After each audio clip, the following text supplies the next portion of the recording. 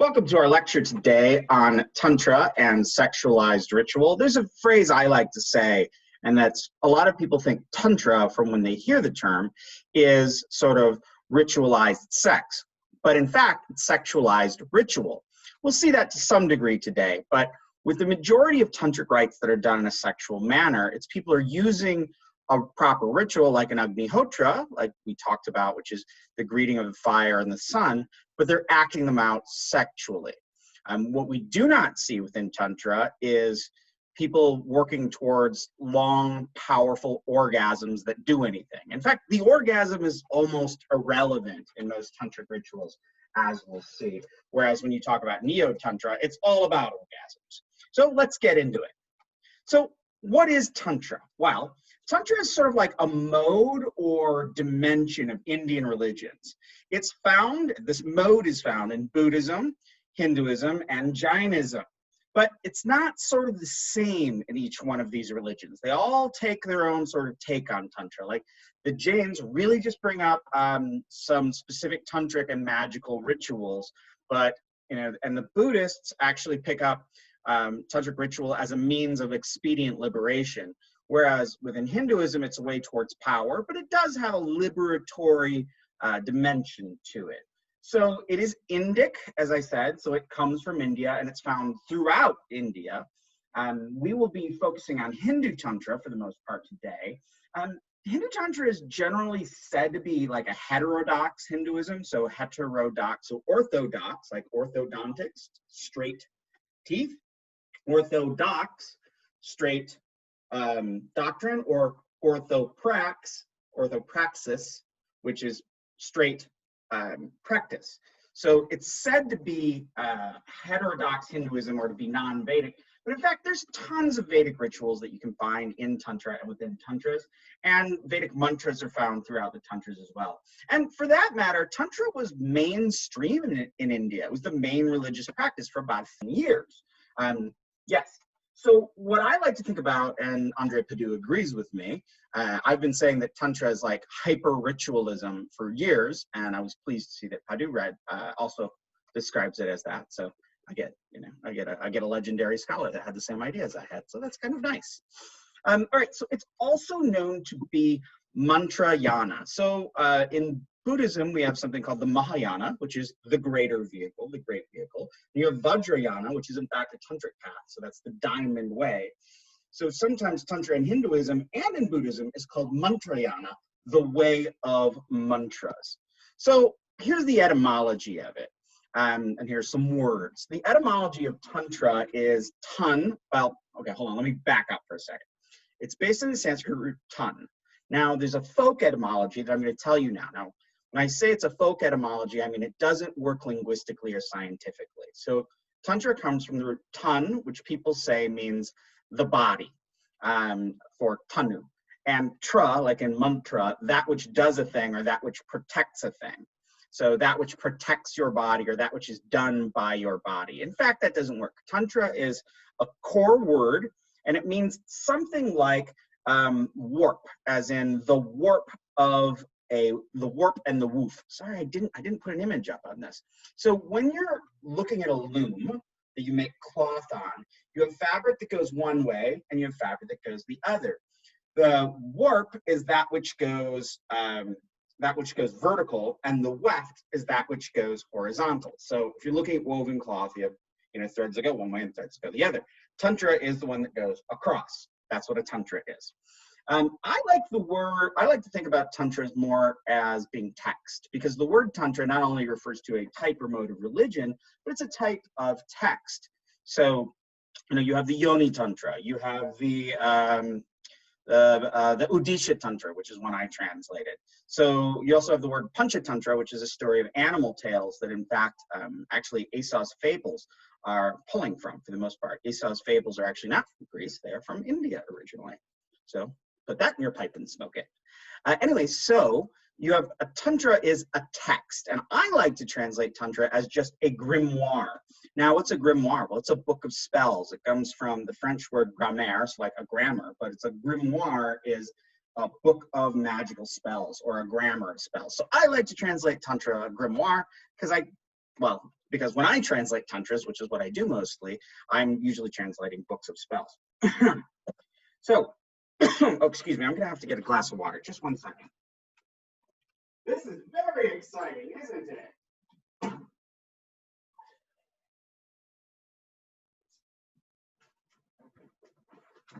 Well, that was fun. So you can see that I'm actually wearing pants when I'm lecturing. That's something that everybody should know. All right, so Tantra is the name of a book, I had said. Now, what's the context of Tantra? Well, Tantra gets going and Tantras start being written in about the 6th century. Now, it's an interesting time. Like I said, the earliest texts are Shiva, from the god Shiva. We'll talk about him in just a second. But the 6th century, you see the Tantras get started. They're originally Hindu, but the Buddhists start writing ones really quickly after the Hindus. And they model a lot of their writing on what the Shiva Hindu texts were made.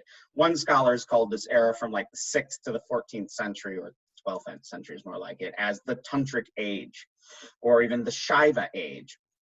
Anyway, so around this time, the 6th century, we first start seeing temples. Remember, in the Vedic tradition, there were no temples. We didn't have permanent structures in the rituals, though people would have a little like ritual space in their house where they would maintain their hearths and do Agnihotras and whatnot. But there were no temples up until the 6th century. Now, considering Tantra gets going and becomes the dominant mode of religious practice during this time frame, we see that the dominant form of practice in temples, or puja, ritual worship, is tantric. So in fact, the way that we see Hindu rituals being done are derived from the tantras, even though people wouldn't consider these tantric to this day. This is one of the interesting problems of the study of tantra. It is the dominant mode of religious practice, but later it gets a really bad name. So a lot of people will do practices that are rooted in tantra, but they wouldn't say that they are tantric per se. So tantra was the primary mode of scripture and practice for temple ritual. Also, Tantra incorporates a wide range of deities and practices that could be considered folk, i.e. non-Brahmin and non-Vedic. Now, also at this time, there's a decline in large empires. So the era between the 6th century and the Muslim era, which is the 12th century, was one in which there were lots of different regional kingdoms and they were always competing. So when you're thinking about Tantra, think about it coming out of a time of great sort of chaos and disillusion. And we see it in Tantra throughout the world, because Tantra does go to Tibet and does make it into China and Japan. That Tantra really flourishes in a time when there is instability around empires. When things get bad, when times are tough, people often turn to Tantra, mostly because Tantra allows you to gain magical powers and rebuild and recreate yourself, in fact, as a divinity, as a god, to become sort of godlike. And in times of great instability, we tend to turn within and work on ourselves. Now, I said before, the majority of gods are in the Tantras are Shiva. So we have in the center, on the left, we have a nice picture of Shiva with a glorious mustache. He's meditating in the mountains. On the right, that's Shiva Nataraja, Shiva, the lord of the dance, as he dances the universe in and out of existence. And in the center, you have Bhairava, who is sort of a wrathful Shiva. You may remember him from some of our prior readings. You see him there with his dog. We don't see him with Brahma's head attached to his hand in that picture, but you will often see Bhairava with the head of Brahma, the great creator god. Sort of after Shiva had sliced it off his head got stuck on Bhairava's hand. All right, so Shiva is described as the erotic ascetic. So at one point, at one level, he's a yogi meditating along the mountains. At other times, he's depicted as a phallic symbol, and he's depicted as itiphallic, which means always erect. You see Shiva bearing these interesting contradictions between being this sort of erotic person, or this erotic entity, and this one who's completely away from all eroticism and is absorbed in religious practice. Now, it's said that when Shiva interacts with Shakti, his wife, that creates the universe, and all of the universe is actually them coupling together. Now, we'll have this word Shakti will come up often. Shakti is this feminine power. So one way to think of it is Shiva is like conscious will, and Shakti is the power. And you need them two together. They have to be together. Shiva without Shakti is Shava, or a corpse. Or Shiva without Shakti is Sava.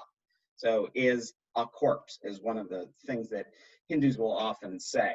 So Shakti is this word for a feminine energy that enlivens the universe. Shakti is a name for a goddess. Shakti may also be the name for a partner in tantric sexual ritual. All right, so Tantra and yoga, how are these connected? Well, you see, Tantra and yoga develop together. We're going to talk about this visualized body map, the way that people think about, tantric practitioners think about their bodies as being filled with a central channel that runs up the spine, that energy moves through, and then channels that go like this all the way around the body, and then channels that go throughout the body. They're called nadis, they're rivers. I'll talk about this in a second. It's similar, in fact, it's the same in yoga and in Tantra. So the visualized body maps of Tantra and yoga are nearly the same. Yoga seeks union with God via meditation practices, in theory. But really, yoga is about the developing of superpowers and bodily perfection via mental and physical practices. Practitioners of Tantra, in fact, are usually called in Tantric texts, they're called yogis. So when we think about it, Tantra and yoga really go together. Okay, so Tantra generally sees deities as living sort of inside the body as well as living outside the body. And many rituals seek to experience this directly. Even when one is initiated into a tantric practice, sometimes deities will be put inside the body. The guru will take the deity and put it in you. Now the question would be always for me, are the gods always within the body? Or is it the initiation, and is it the initiation that catalyzes us realizing the gods are in the body, or the gods moving in and out of the body? As we think sort of dualistically as Westerners in Christianity, we always think as God is out there. But in Tantra, you're really finding God is in here. God is in your form. The multiple gods live inside of you.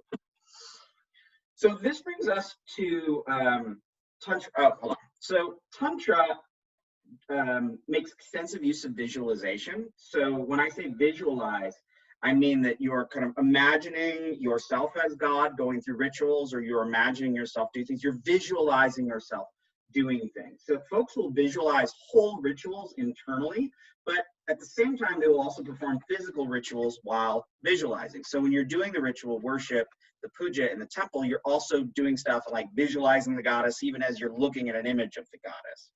And one of the most common things is you visualize yourself as a deity doing something, which is a very powerful practice.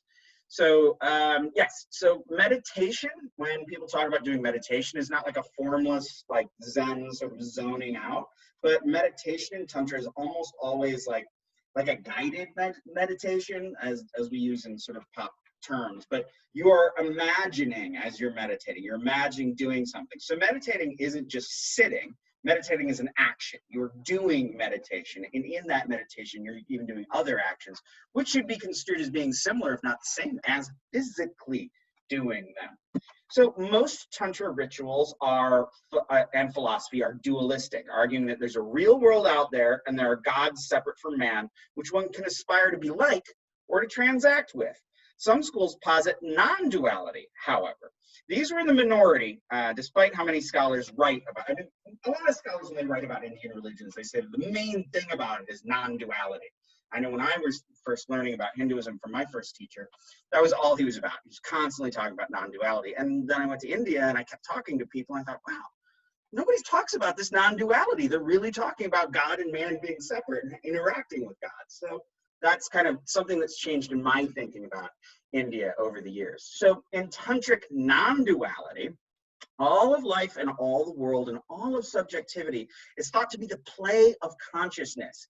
And it is the goal to see oneself as essentially consciousness and at one with the world.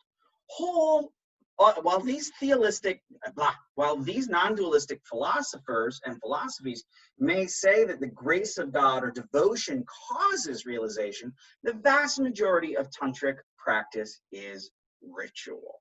So even if they're thinking about all things as being one, and only delusion that makes you see it separately, or seeing that you are just God experiencing yourself as you move through the world, or as some Shaivas say, that the whole world is a cosmic game of hide and go seek in which God forgets who he is in order to have the joy of finding himself again. Regardless of all of those metaphors, still your practice is going to be ritual. So Tantra has a bad name because it is associated with magic. And in fact, people will just talk about Tantra mantra. Today, if somebody says Tantra mantra here, Tantra mantra is just magic, and usually black magic. And Tantra mantra is just like, it's a phrase that people use in most of the colloquial languages for black magic. But it's also connected with sexual depravity, and as we're going to see, there are sexual rituals within Tantra. Now, really what it comes right down to is the colonial British were just horrified by Tantra practices, you know, being good Protestant prudes that they are. And they sort of were really upset by the practices and the scriptures that advocated for transgression. And they just hated it, and because it was so because they're British. And over time, the Indians kind of picked up on that sort of hatred and dis-ease with Tantra. So in Indian religions, desire, or kama, is not considered a bad thing. We have these things called purusharthas, sort of the aims of human life. The first is dharma, righteousness, practicing religion, being moral. The second is artha, getting wealth, getting money, getting property. And the final is kama, or this desire, erotics, even romantic love. These are equal things. Like, sex is not bad in the history of India. Well, the British got there and made it bad, but what are you gonna do? That's what the British do. They ruin everything. So desire is not considered bad. It's considered to be perfectly acceptable to pursue erotics and your fulfillment of your romantic desires. And there's nothing wrong with that. And it's considered equal to being dharmic, to practicing religion, or to seeking after wealth. These are all good things. There's nothing wrong with them. So what about these sort of problems? Well, one thing I also wanted to say is, you know, we were talking about magic before, like a few weeks ago, and all of the materials on the Shatkarmani, so the 6 magical results, I directly pulled those out of Tantras, specifically out of the Udisha and the Udameshwara Tantras. Okay, so the thing is, for Indians, women are a problem. Now, just straight up, it's a patriarchal culture. Women don't have it great in India. Things are getting better, but even going back since as early as we have recorded history, women are not treated as equals. So women are considered a source of power, or shakti, but male ejaculation is thought to lead to a loss of energy, or virya, which is thought to make men age quickly and eventually die. This is called Gupta Rog, the secret illness, semen loss that will kill you. And as we look to yoga, we'll see that a lot of the yogic techniques were to rechannel semen in the body so that it could be transmitted into, or transformed into, like sort of an immortal elixir, instead of just having a beastly ejaculation, which actually reduces the amount of life in your body. In fact, we actually see that when a man dies young, his wife is often thought to have exhausted his health and caused his death through her excessive sexuality and his excessive ejaculation. In yoga, as we will see, the retention and transmutation of semen causes immortality, spiritual development, and spiritual power. So some tantric rituals involve transgression. Now, we have a thing called the 5 M's. The 5 M's are meat, fish, mansa, meat, fish, matsya, mudra, which is parched grain. It's not mudra that we'll talk about in a minute. Maituna, which is sexual coupling, and madhu, which means liquor and wine. You'll use these in tantric rituals for varied reasons, but these would be considered to be impure in the purity codes for Brahmins. Now, let's be clear on this. In these tantric rituals, you have mixing of different castes, consuming of meat, consuming booze, sexualized rituals, and so forth. But these are only transgressions for Brahmins, the priestly caste. If you're a kshatriya or a warrior or a landowner, you know, meat and booze and sex are not impure. So what is it about these substances? It's that they're powerful. A lot of writing about transgression has been about how that tantrikas use things that are impure. that's less important. The transgression is less important as it is using those substances because they're considered powerful. Now, are they powerful because they're considered impure by some people, or are they inherently powerful in and of themselves? It's hard to say. I lean towards they're inherently powerful in and of themselves. So as I'd said at the top of the hour, Tantra is a sexualization of ritual, not a ritualization of sex. So if you're having sex in a Tantric ritual practice, if one was a yogi doing so, it wouldn't be for a sexual reason. You're sexually enacting rituals to cause something to change.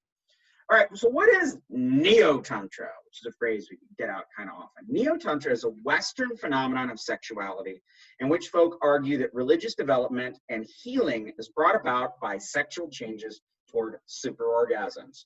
Nothing like this is found in Indian culture. Nothing like this is found in India. I was one time having a dinner party, and this guy, after giving me an extensive discussion about the therapeutic uses of prostate massage, and he considered himself a tantrika or a neo-tantrika, started banging on the table and saying, "Hey, don't people understand? Tantra doesn't come from India. It comes from Marin County, California." And I said, "You are absolutely correct. Everything you've talked about for the last half an hour has been from California and not from India." So when people talk about Tantra in the West, and it's Westerners talking about earth-shattering orgasms, that's neo-Tantra. Put the stress on the neo. It's not Tantra at all. And it's actually kind of offensive to Indians and Hindus that people are calling this Tantra at all. Tantra is a very dedicated and difficult spiritual practice. It isn't even at all about orgasms. But, you know, we in the West do what we want. The only problem is it sort of runs roughshod over other people's religions, as one of my advisors often says. He says, if an Indian started talking about, the erotic practices of Jesus and Mary, you might get a little upset. So when Neo-Tantra folks in the West say, "Oh, this all comes from an ancient Indian spirituality between Shiva and Shakti," and then go off and do this thing that's not at all Indian in any way, it's a little offensive. All right, so let's have some key terms here to understand what's going on in Tantra. Well, first we have mantra. Mantra is spoken spells or ritual invocations. They sometimes have semantic meaning, like Om Namah Shivaya, that you see there. It means Om, which has no semantic value, but it has the sound of the entire universe. The pranava, the first syllable. Om Namah Shivaya says, Om, I bow to Shiva. Simple. But you have other mantras that can be very long and have just these what we call seed syllables or bijas, like Hreem, Shreem, Kreem, Kleem, and they don't have any meaning, but you chant them and you meditate upon them. Now, what do you do with mantras? Well, one thing you could do is called nyasa, which means installation. So you install mantras on the body for healing, protection, sanctification, or just for straight up worship. This is often accompanied by speaking the mantra and using a mudra hand gesture. So I go, Om, Hreem, Shreem, Kreem, Kleem. You lay them down on the body. And you use these hand gestures that are called mudras. Now, you don't just like dream up where to put them. It's like when you read the text, it says you put this syllable on your feet, you put this syllable on your thigh, you put this syllable on your shoulders. It has a very specific structure. You're not just jamming mantras down willy-nilly. So mudras the word mudra means a seal or a hand gesture that is used in ritual and meditation. You see Tibetans, they're always kind of doing this when they do like Tibetan Buddhist practices. They do all sorts of very fluid, cool mudras. I've never been that great at them. We have some mudras that are common in the United States. I'd give you the okay sign. I will give you the okay sign, which has been hijacked by white power people. But you'll often see deities doing this. I remember first seeing all these pictures of gurus in India going like that. And I was like, hey, that's cool. Everything's A-okay. And then I remember one guru said, he was like, no, you're missing it. It's man and God are one, and the world, characterized by three flavors or gunas, tattvas, sattvas, and rajas, we talked about that at one point, are outside of man and God. And then of course there's the middle finger.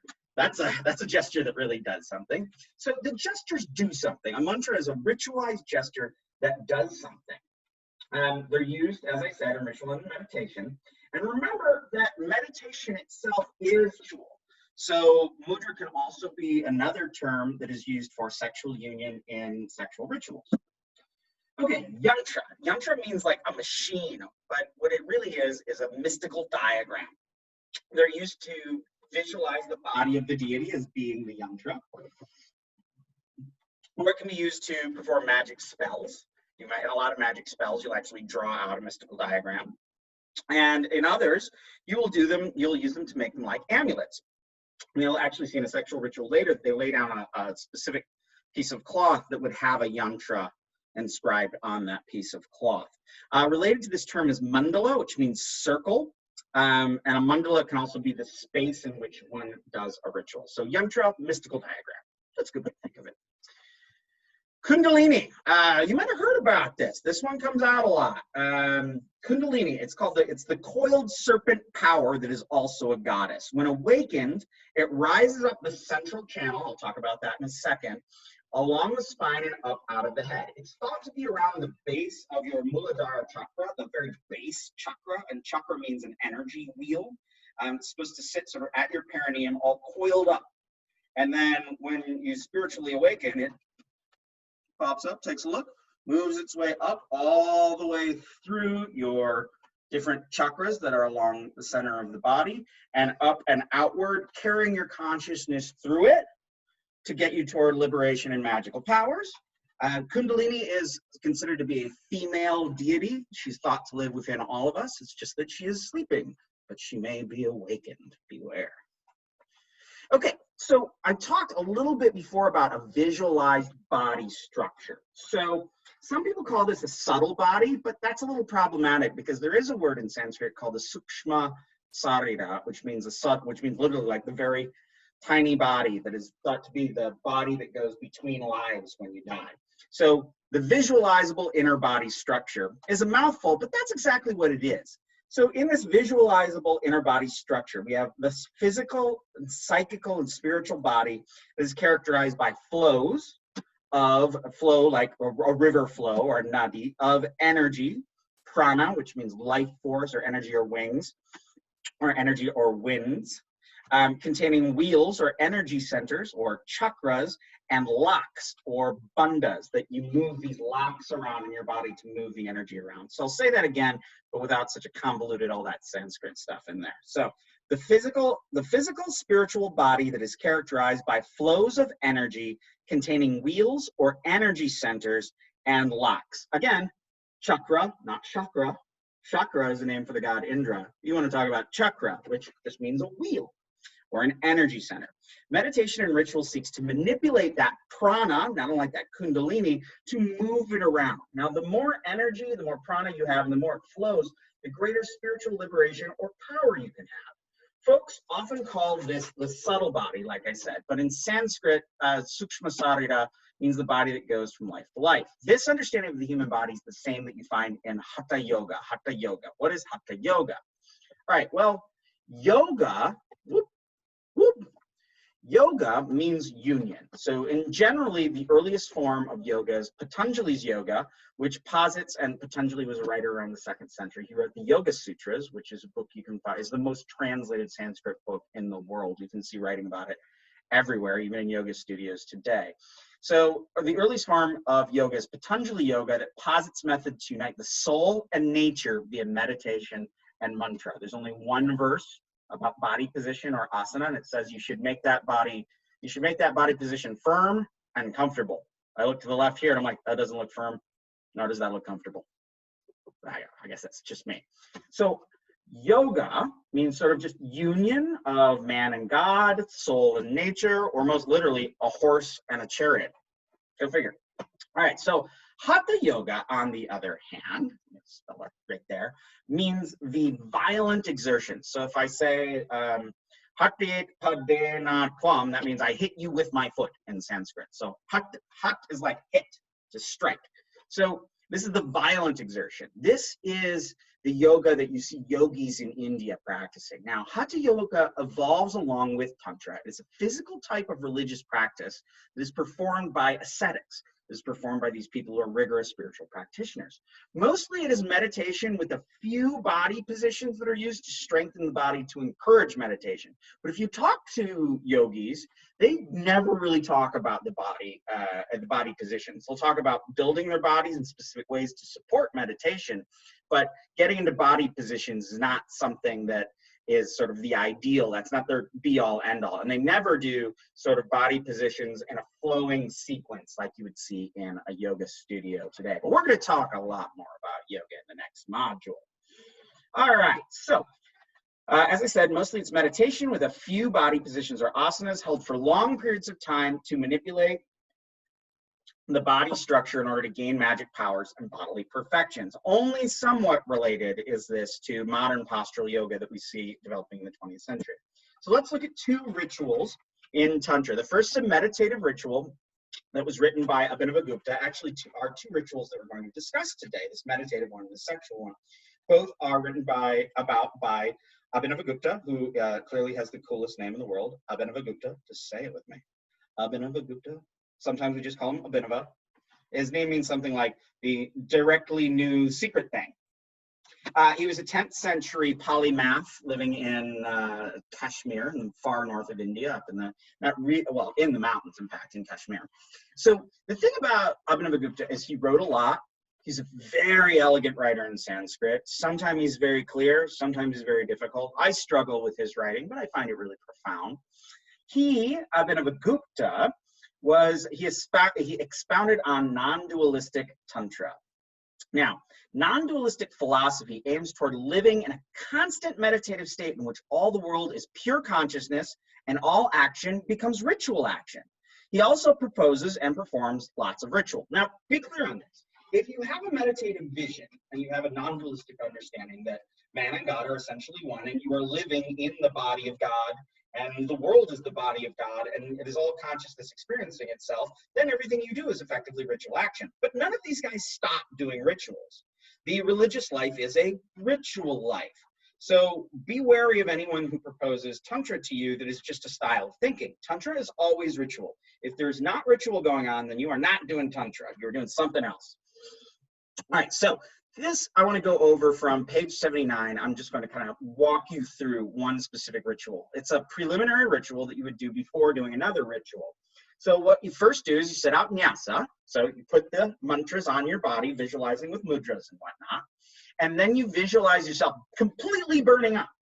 So it's as if Shiva and Shakti, the God Shiva and his wife Shakti, are firing and blazing in union with one another, and it burns you up to absolutely nothing. Then you imagine yourself, you visualize yourself as Shiva himself. So you imagine yourself, you have become Shiva. Then you imagine a trident, like you see over here, that goes, and there's a great picture of this in the book on page 79. There's a trident that goes straight up and then out to 12 finger widths above your head up here, and it has, 1, 2, 3. So going up, you see a lotus, and then on top of that is a dead Shiva, a body of Shiva dead, and it's pierced through the trident. And then even up above it, at those 3 trident tops, are 3 goddesses, Para, Apara, and Para. Now, those goddesses are envisioned that are also united with 3 Shivas. These are thought to be the Shiva that is the fire at the end of time. We didn't come to that. Shiva is the one who dances his dreadful dance, his Tundava fire, his Kalasam Karshini, in which he burns up the entire world, and then he closes his eyes and gives us rest. And then when he opens them again, he creates the world again. So you're thought to not be able to visualize that fiery thing because it's so formless. So you envision these 3 goddesses atop that trident. So this would be a preliminary, you do that meditation, and then you go and do another ritual. That's how you get started. So through this practice, you gain this insight that that your body is the whole universe, and that your consciousness is transcendent, that you are identical with Shiva, that you are identical with all those goddesses, that they are within you and without you, and you're unified with them at all times. And all of the universe is just consciousness experiencing itself over and over again. Okay, the tantric insights here I want to point to is this is not a meditation where you just zone out in your head. And it's not a meditation where someone says, now you imagine yourself as sitting there and then burning up in a trident. You know the ritual and you act it out by visualizing in your head. So the mantras and everything you're doing is visualized here. So it's a ritual action. So there's visualization, there's use of mantras because mantras are accompanying with every step of this ritual. Multiple deities that are all considered essentially one at the same time. and ascending from one's body to become identical to the deities, while at the same time transforming your body into a divine body. All right, sex rituals. We're going to talk about sex rituals. I've never given a lecture on sexual rituals before, but it's a little bit fun. Okay, so I like to think of Tantra as having two levels. You have like a hardcore and a softcore, as in the way people describe pornography, at least the way they used to. Anyway, Tantra really gets going with hardcore Tantra, which is a manipulation of sexual fluids in a ritual way. In this way, you have yogi heroes who would worship animal-headed, furious goddesses called yoginis. The yoginis would either kill them or copulate with them to give them magical powers. These heroes were called kapalikas, or skull bearers, because they would dress in ash and carry skulls wherever they would go. You see the cremation ground down there. I think that's in Benares. And then you see a ram-headed goddess here. So the idea is these guys would copulate with these goddesses. But where would he find them? He'd have to go to cremation grounds and mountaintops and crazy places. And if the goddesses are pleased, they swoop down and they give him gifts, or you know what? You're either going to be, as Wendy Doniger says, their darling or their dinner. So be brave if you try to do this. I don't recommend it. Anyway, so these yogi heroes would copulate with these goddesses, these animal-headed goddesses called yoginis. These yogi heroes would consume the sexual fluids from such unions. These were, they write about them swooping down and whatnot, but usually they would actually perform sexual rituals with prostitutes or women who were professional consorts for these tantric yogis. They would probably pay them. My best guess is there were groups of people who were female who kind of made a living by kind of providing these sexual services to these yogis, but these yogis saw them as being essentially these goddesses, because the way they're describing the text, they sound very real. They don't sound like, a visionary thing that comes out of the sky. All right, then you have softcore Tantra. So over time, those groups of kapalikas and hero yogis sort of faded away, but there is still an emphasis on furious goddesses, dangerous substances, and lived liberation. So our cult of exorcistic visionaries fades into a group of priests who visualize what they're doing, who don't consume sexual fluids, but actually consume like yogurt and vermilion, which is red, and like simulate, they would visualize the sexuality, and they would simulate the sexual substances with ritual substitutes. Okay. In softcore Tantra practices, and in softcore, the Tantra practices and images are performed with ritual substitutes and visualization. Now, let's go to kind of the mid-ground before it's completely softcore and talk about a specific sexual ritual. So there are some basic forms of sexual worship, such as yoni worship or vagina worship. Yoni means vagina, in which a yogi will worship the consort as a goddess physically, and then he copulates with her to gather and consume sexual fluids. The fluids are thought to be the essence of the goddess channeled through the vagina, and the commingled sexual fluids. And remember, when people would do this, they would usually be menstruating. Women would be menstruating. So the uterine blood or sexual ejaculate from a woman as well would be all commingled, and then it would be ritually consumed. These were powerful substances. Yes, okay. So what's the ritual? Abhinavabupta describes an elaborate sexualized ritual that is representative of many tantric principles. So first, the practitioner, and we read about this in Padoux, first the practitioner must be a perfect hero. He must have his kundalini all activated. He must have powerful mental focus and be in full control of his sexuality. So the orgasm in this ritual has to come at a very specific time. To ejaculate when one is not doing a ritual and is not doing it intentionally is often described as being beastly, as being riga, which means like of a beast. And it's not about simple pleasure. Actually, sexual pleasure is never really even described in any of this. Now, his consort, the woman that he's working with, must be of firm mind, but little's really said of her other than that she should have pubic hair. Intriguingly, throughout the history of India, usually people would shave pubic hair. It was just a general grooming thing. So the setting is a place that is well adorned and well decorated. The yogi, oh, and also the reason why I'm always talking about the man in this is women just aren't talked about. There is no female subjectivity in here. Remember I said, a la Kripal, that you need to be really careful whenever you're only seeing patriarchy and only seeing male subjectivity? Well, this is one of them. We have all this writing about sex and sexual rituals, but we never hear a woman talk. We never hear anything about her, other than on occasion they'll say, oh yeah, she should be accomplished in her own right. And then they just go back into what the dudes are doing. So anyway, the setting is a well-adorned and decorated place. He consecrates everything, including all of what's going to be offered, all of the ritual implements and whatnot. And he consecrates the whole space with mantras, laying them all out in nyasa, so laying the mantras out in the world and on his body. So he lays out a special cloth, and all the while he's visualizing himself as God and chanting mantras.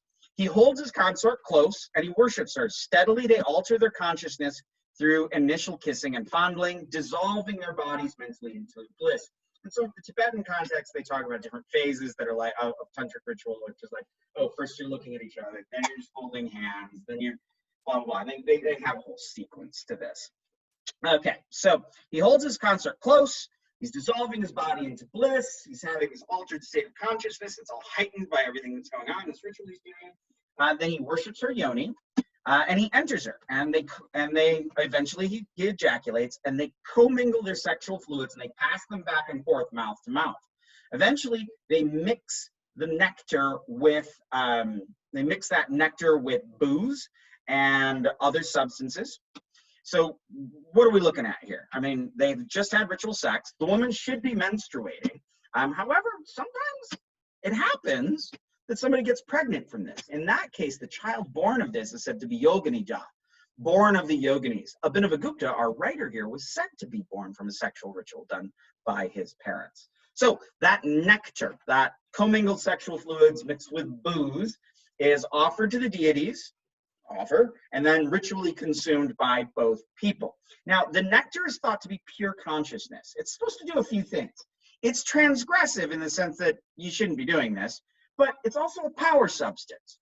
It is considered to be the body and consciousness of the deity. So in that sense, it's sort of like Christian communion in the sense that you're eating flesh and blood, but even more so, it's thought to be just this pure, powerful, concentrated consciousness. And all these practices, folk are thought to be constantly,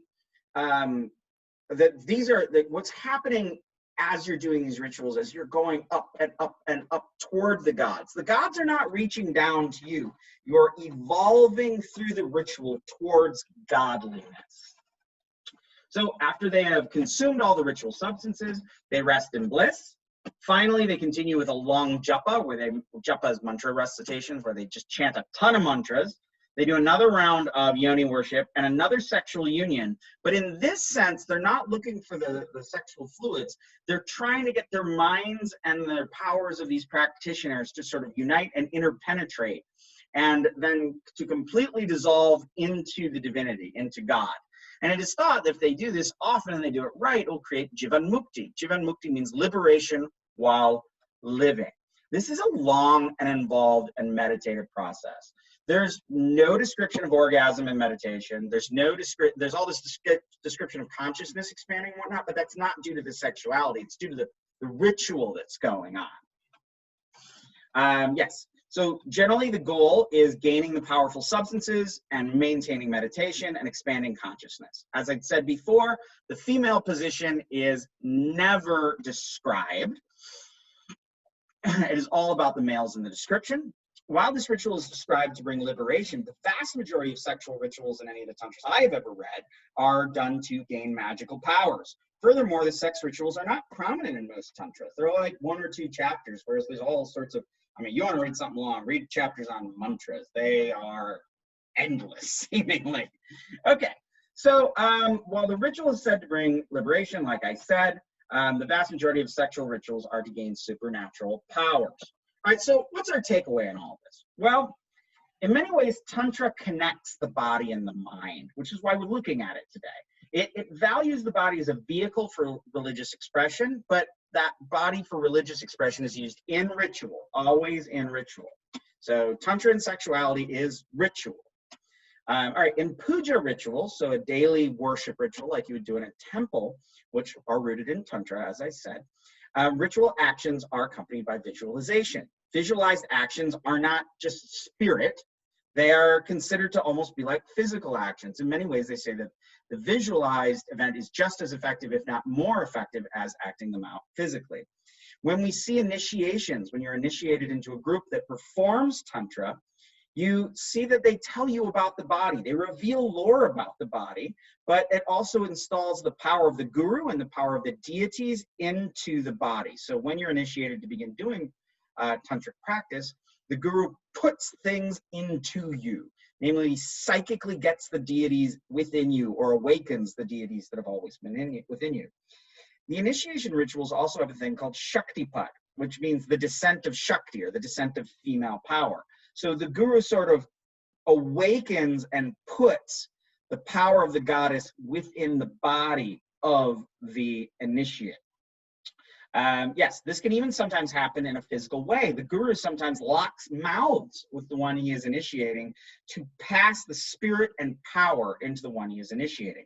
Altered states of consciousness. Throughout all of these, you are getting your brain to do something different, whether it's the preliminary thing, where you're dissolving the mind into the trident, or you're doing the sexual rituals, which are very static, and they're about the experience getting you into the zone, into a trance space where you can have that realization that you are essentially God and always have been. And in that moment, your very senses are the gods. And there's even rituals that describe that as if the senses are the mouths of God. And as you're hearing the music and doing the rituals and consuming flesh and whatnot, those are like your body is the offering fire. So when you consume the sexual substances or whatever else you're doing in the ritual, or whether it's meat or booze or whatever, that's almost as if the gods are consuming them via you. All right, so the body is used in prayer. The mystic experience is found in the body, and there is sort of a deep meditation that we read about. When they describe deep meditation, they say it's bhavana, which means like the becoming. So deep meditation is sort of a transformation within the body that is, you have the mystical experience where the body and mind change. Okay, Tantra is also a vehicle for alchemy. Now, alchemy is the transformation of lead into gold, as we know, but more so it's man into God-man.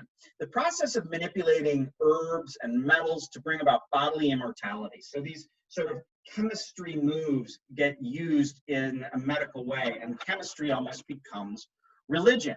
We also have this term Ayurveda, and you may have heard of the salons Aveda, which actually literally in Sanskrit means not Veda. I always joke, like, Aveda literally means naive. So Ayurveda is actually Ayurveda. Aveda is Ayurveda. So they've shortened the Ayur, which means the science of life, which is a very old tradition of balancing foods and medicines to prolong life. And it gets picked up by Tantra, also with mantras and yantras, and that's where you see sort of tantric medicine. This persists today. Ayur yoga is very popular in India, but it's been stripped of a lot of its tantric underpinnings. So what?